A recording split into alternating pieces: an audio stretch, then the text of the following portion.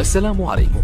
لا تنسوا الاعجاب بالفيديو والاشتراك في القناة تشجيعا لنا لنستمر بنشر المزيد إن شاء الله. السلام عليكم ورحمة الله وبركاته. أهلا بكم مع موعد مباراة الأهلي القادمة مع الداخلية في الدوري المصري الممتاز والقنوات الناقلة، وإليكم تفاصيل هذه المباراة ولكن بعد هذا الفاصل.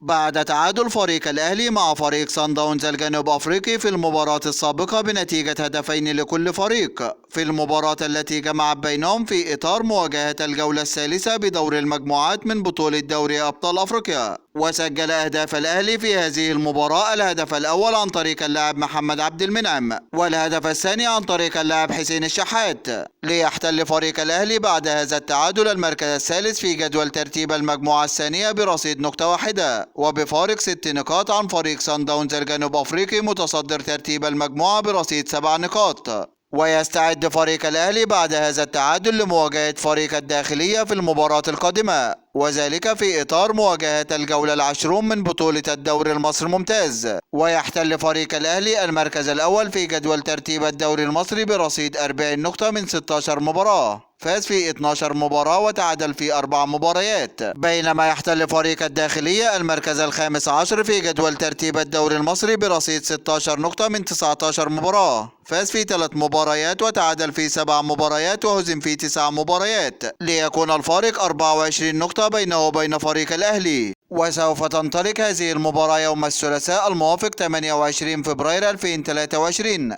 28/2/2023 في تمام الساعة 7 مساء بتوقيت مصر والسودان وليبيا، 8 مساء بتوقيت السعودية وقطر والعراق واليمن وسوريا، 9 مساء بتوقيت الإمارات وعمان، 6 مساء بتوقيت تونس والمغرب والجزائر. وسوف تقام هذه المباراة على ملعب استاد الأهلوي السلام، وسوف تنقل هذه المباراة عبر قناة أون تايم سبورت 1 بصوت المعلق محمد الكواليني. هذا كل ما لدينا عن موعد المباراة، وانتظرونا في موعد مباريات قادمة بإذن الله تعالى، ولا تنسوا دعم الفيديو بلايك والاشتراك في القناة وتوقع نتيجة المباراة في التعليقات أسفل الفيديو. دمتم في أمان الله، والسلام عليكم ورحمة الله وبركاته.